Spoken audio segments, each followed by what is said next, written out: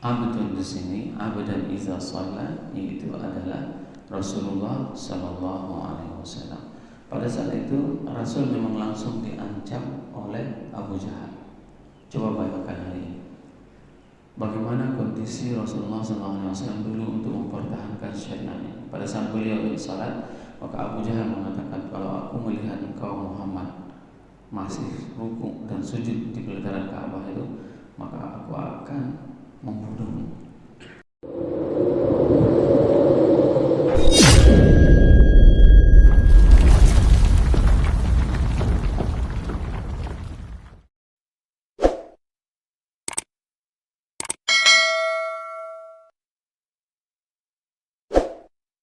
Assalamualaikum warahmatullahi wabarakatuh.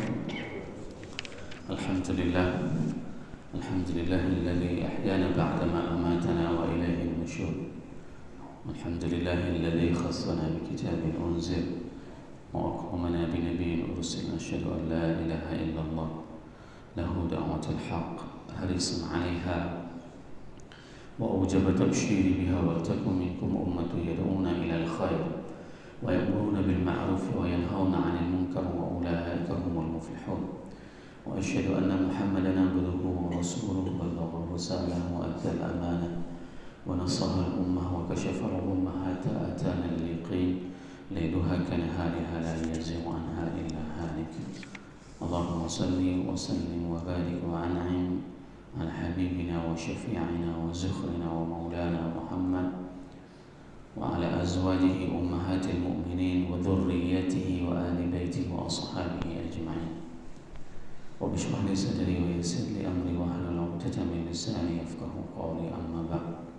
Para asatiz yang saya muliakan, ayah bunda yang saya cintai, bapak ibu jemaah salat subuh yang dirahmati Allah, marilah senantiasa kita panjatkan puji dan syukur kepada Allah yang telah memberikan nikmat iman kepada kita sehingga kita dapat melaksanakan salat subuh berjemaah.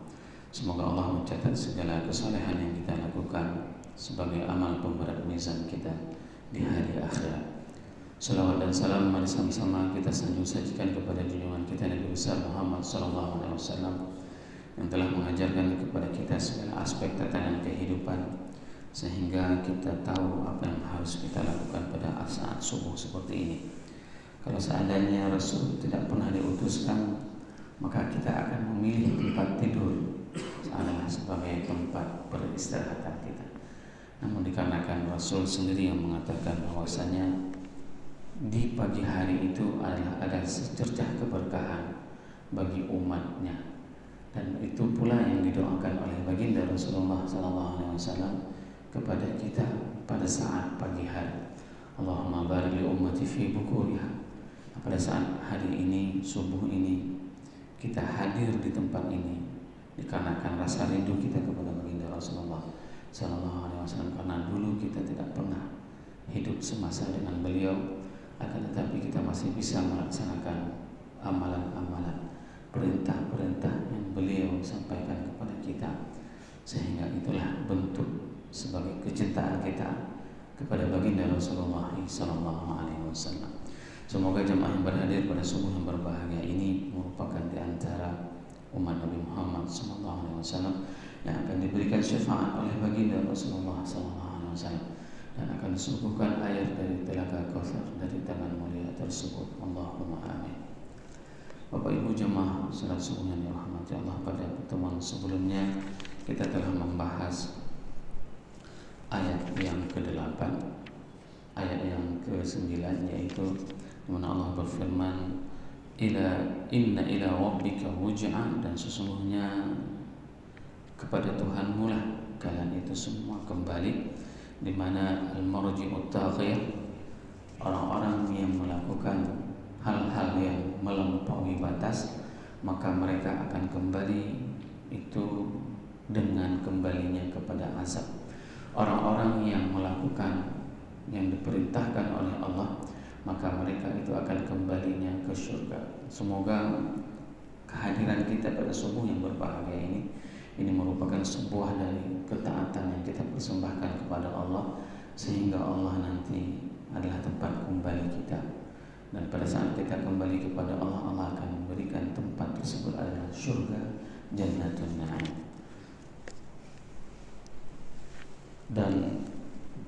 Imam Ibnu Ashur di sini mengatakan bahwasanya di sini juga dapat dipahami dengan makna yang majazi, di mana pada saat ruj'ah itu diartikan dengan makna majazi, beliau mengatakan li'anna al-mu'dham at-tagha yansawna hadhihi al-haqiqah, bahwasanya kebanyakan orang-orang yang kelewat batas, orang-orang yang berbuat maksiat kepada Allah, kebanyakan mereka itu lupa akan hakikat makna ini. Bihaitsu yunazzalu manzilatan man yankiru, sehingga posisi mereka itu akan turun, akan rendah dan akan hina. Inilah yang sangat disayangkan. Kenapa ada orang hari ini, ada di antara teman-teman saudara-saudara kita yang masih bergelimang dengan kemaksiatan, dikarenakan mereka melupakan posisi yang akan mereka tempati nanti pada saat hari akhirat. Kalau seandainya seseorang itu menyadari bahwasanya tempat kembali mereka itu pada saat mereka melakukan kemaksiatan itu adalah tempat yang hina, tempat yang sangat menakutkan, maka mereka tidak akan pernah akan melakukan segala kemaksiatan tersebut. Bapak Ibu jemaah yang dirahmati Allah, pada ayat yang ke-9 Allah berfirman, A'udzubillahi minasyaitonirrajim, Bismillahirrahmanirrahim. Ara'aita alladzi yanha 'abdan idza shalla. Apakah kalian melihat alladzi yanha, ada orang yang melarang 'abdan idza shalla, ada hamba apabila mereka sembahyang maka mereka akan melarangnya. Pemahaman ini, ayat ini diturunkan itu berkenaan dengan Abu Jahal. Dulu pada saat ada para sahabat Rasul salat di pelataran Ka'bah, maka orang yang akan melarang orang salat tersebut adalah Abu Jahal. Maka ayat ini turun berkenaan dengan perbuatan Abu Jahal pada saat sahabat-sahabat Rasulullah SAW mereka sudah mulai salat. Apakah sudah ada salat sebelum Isra Mi'raj? Iya. Salat yang berlaku, para mufassirin menjelaskan salat yang berlaku pada saat sebelum Isra Mi'raj itu adalah salat seperti yang diajarkan di dalam agama Nabi Ibrahim. Salat zuhur itu hanya ada 2 rakaat. Salat asar hanya ada 2 rakaat.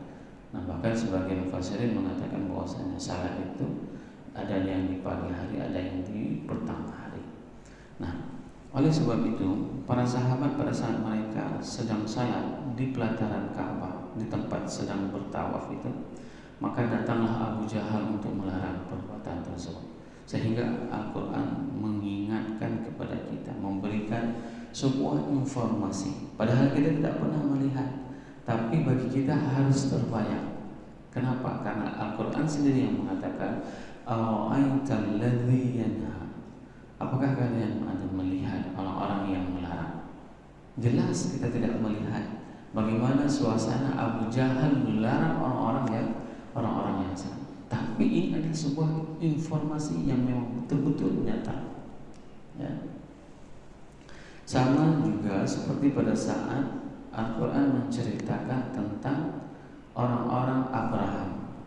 Orang-orang Abraham sama sekali tidak pernah dilihat oleh Rasulullah SAW. Rasul tidak pernah melihat langsung pasukan Abraham, tapi tetap digunakan dengan Ara'aita. Inilah mukjizatnya Al-Quran. Informasi yang disampaikan kepada kita umat yang setelah kejadian tersebut itu seakan-akan utuh dari bagian sejarahnya, itu terlihat dengan jelas dengan mata kepala. Maka pada saat kita membacakan ayat ini, Ara'aital ladzi yanha 'abdan idza shalla, maka terbayanglah bagi kita pada saat itu bagaimana suasana Abu Jahal yang melarang orang yang melakukan salat pada saat itu. Hari ini perlakuan Abu Jahal tersebut itu masih banyak terjadi dalam tatanan kehidupan saya. Berapa banyak di antara instansi perkantoran pada saat ada waktu salat tapi mereka tidak pernah mengabaikan, tidak pernah mengiyakan waktu tersebut. Bahkan pada saat ada orang yang mau salat dilarang, jangan dulu salat, selesaikan dulu pekerjaan. Ini yang paling bahaya. Perilaku Abu Jahal yang berada pada zaman milenial hari ini. Dan itu tanpa disadari seseorang membuat sebuah kegiatan, dan kegiatan tersebut membuat seseorang itu dia tidak melaksanakan salat. Maka apa bedanya? Apa bedanya orang tersebut dengan Abu Jahal? Wa ara'aita kalimatun ta'jib minal hal, dan kalimat ara'aita ini merupakan kalimat sebuah kekaguman dari sebuah kondisi. Nah, di mana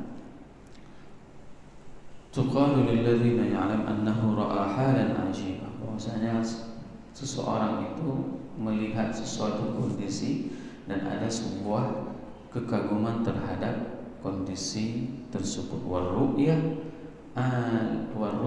ilmiah, dan penglihatan itu adalah sebuah informasi dan pengetahuan. Dari mana kita mengetahui ilmu pengetahuan? Dari mana kita mengetahui sesuatu informasi? Yaitu dari penglihatan. Saya akan mengatakan bahwasanya Bapak Bambang itu ada di rumah. Kenapa? Karena saya melihat langsung beliau pulang dan masuk ke rumahnya. Sama juga seperti pada saat kita menemukan kata-kata ra'a, melihat, berarti itu menunjukkan bahwasanya penglihatan itu adalah sebuah ilmu pengetahuan. Seseorang tidak akan pernah bisa melakukan salat kalau dia tidak pernah melihat bagaimana salatnya Rasul. Dan itu dikatakan oleh Rasulullah SAW, sallu kama ra'aitumuni usalli, salatlah kalian sebagaimana aku salat. Apakah kita hari ini pernah melihat langsung salat Rasul? Apakah kita hari ini pernah bertemu langsung dengan Rasul dan menatap Rasul salat? Tidak. Tapi informasi melihat tersebut disampaikan oleh para sahabatnya kepada tabi'in, kepada para ulama terdahulu, sehingga informasi tersebut sama seperti kita melihat Rasul sedang salat. Sehingga pada saat kita melakukan salat itu, hadirkanlah bahwasanya salat yang kita pelajari itu dari guru-guru kita. Beginilah yang dilakukan oleh Rasulullah sallallahu alaihi wasallam. Warru'yatul ilmiyah wal ma'na a'jaba ma hasala laka min al-'ilm, bahwasanya apa yang kita lihat itu merupakan sebuah kondisi keilmuan. Jadi kalau kita ingin mengetahui sesuatu informasi ilmu pengetahuan, salah satu caranya itu adalah dengan melihat langsung. Wal muradu bil 'abdi an-nabi, dan yang maksud dengan abdun di sini, abdan iza shalla, yaitu adalah Rasulullah sallallahu alaihi wasallam. Pada saat itu Rasul memang langsung diancam oleh Abu Jahal. Coba bayangkan hari ini, bagaimana kondisi Rasulullah SAW dulu untuk mempertahankan syariatnya. Pada saat beliau salat, maka Abu Jahal mengatakan, kalau aku melihat engkau Muhammad masih rukuk dan sujud di pelataran Ka'bah itu, maka aku akan membunuhmu. Maka apa yang terjadi? Abu Jahal melihat Rasulullah sedang salat dan dia tidak berani melangkah, untuk mengganggu Rasul. Ditanyakan oleh para teman-teman Abu Jahal, kenapa engkau tidak berani melangkah wahai Abu Jahal? Abu Jahal mengatakan, aku melihat ada jurang api neraka di hadapanku. Dan Rasul sendiri mengatakan, kalau dia Abu Jahal datang menggangguku pada saat itu, maka malaikat sudah siap untuk mencabik-cabiknya. Bayangkan bagaimana kondisi suasana pada saat Abu Jahal pada saat itu mengancam Rasul, kalau aku lihat engkau Muhammad masih salat, maka aku akan membunuhmu. Maka pada saat itu Abu Jahal melihat sendiri di hadapan matanya, dan sehingga tidak berani melangkah untuk mengganggu Rasul karena di hadapannya ada jurang neraka. Dan Rasul sendiri mengatakan, kalau seandainya Abu Jahal waktu itu datang juga untuk mengganggu, maka dia akan dicabik-cabik oleh malaikat. Ini adalah sebuah keyakinan bagi kita semuanya. Apapun kondisi kita hari ini, jangan pernah kita meninggalkan salat. Inilah yang membedakan antara kita dengan orang-orang kafir. Yang membedakan antara kita dengan orang-orang kafir itu adalah di salat. Dan amal yang paling pertama nanti di hari akhirat pada saat kita dihisab, yang dihisab itu adalah salat kita. Maka sesakit apapun kita, jangan pernah meninggalkan salat. Saya ingin menyampaikan kepada jemaah semuanya, banyak di antara kita yang memang tidak sampai informasinya, tidak ada ilmu pengetahuan. Pada saat dia sedang dirawat di rumah sakit, terkadang dia tidak mau salat. Alasannya kenapa? Karena tidak bisa berwudu. Kenapa dia tidak tayamum? Alasannya dia tidak bisa berdiri. Kenapa dia tidak duduk? Oh, dia tidak sanggup duduk, dia boleh berbaring, bukan tidur. Kalau tidur enak sekali nanti. Udah salat sudah kapan? Waktu tidur tadi. Bukan tidur tapi berbaring. Pada saat kita tidak sanggup berbuat apapun, sedang dioperasi, setelah operasi, maka kita masih teringat, masih bisa mengingat bacaannya. Ambil tayamum, tepuk di tempat yang memang itu memungkinkan. Setelah itu tayamum, setelah tayamum salat. Tidak sanggup salat lengkap, maka boleh dikasar. Kenapa dikasar? Li'annal masyaqqah, dikarenakan adanya kemudaratan, adanya kesusahan. Jadi boleh. Oh, kita nanti ini kadang-kadang nanti nggak akan terbangun nanti di waktu asar, ketiduran, kelelahan kita pada saat kita sedang sakit. Boleh terus dijamak. Begitulah kemudahan. Kenapa? Karena pada saat kita salat itulah, maka disitulah kita semua mencurahkan, mengadu nasib kita yang sedang sakit ini kepada Allah. Ya Allah, Engkau jadikan aku sakit, semoga segala dosa yang pernah aku lakukan dulu yang tidak pernah diketahui oleh hamba-Mu yang lain, Engkau akan ampuninya. Inilah munajat kita. Sehingga orang-orang yang tidak mau salat itu posisi mereka itu jauh lebih jelek daripada orang-orang kafir. Bapak Ibu jemaah yang dirahmati Allah, semoga dua ayat ini menjadi ibrah kepada kita agar kita tidak menjadi Abu Jahal di abad modern ini yang melarang orang lain untuk salat dengan aktivitas-aktivitas yang kita buat sehingga mereka semuanya jauh kepada Allah. Subhanakallahumma bihamdik, asyhadu an la ilaha illa anta, astaghfiruka wa atubu ilaik. Wassalamualaikum warahmatullahi wabarakatuh.